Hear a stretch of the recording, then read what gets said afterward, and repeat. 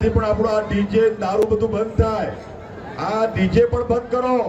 અને હમણાં આયા તો ડીજે માં એટલો બધો અવાજ થતો હતો તો આ બિચારો મહારાજ બ્રાહ્મણ વાત કરતો હતો કે હવે તમે આ ગફુલાર કરાવો ને આ પેલું કરાવો, કશું કોઈ હમણાં નહોતું.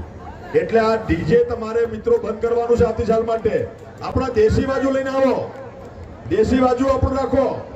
આ ડીજે માં કોઈ અવાજ આવે ને ડીજે માં આપણા કેવું થાય છે, ડીજે ના અવાજથી આપણા હૃદયના પાટિયા બેસી જાય છે. ઘણીવાર ડીજે નો એટલો બધો અવાજ થાય છે. હમણાં એક બે ઘટનાઓ એવી બની કે રાજા બિચારા પેલા વરઘોડા પર નીકળ્યા હતા અને ડીજે ચારે બાજુ ઠોક્યું બધાએ, અને એના મિત્રો બધા કે ભાઈ તારે વેઠવું પડે, હમણાં ઉતરાય ને, અને એને પેલો બ્રેન હેમરેજ થઈ ગયું, એટેક આવી ગયો. એટલે એનો જે તરંગો છે અવાજના, એનો અવાજના તરંગો આપણા હૃદય સુધી પહોંચે છે. એટલે ડીજે નુકસાનકારક છે.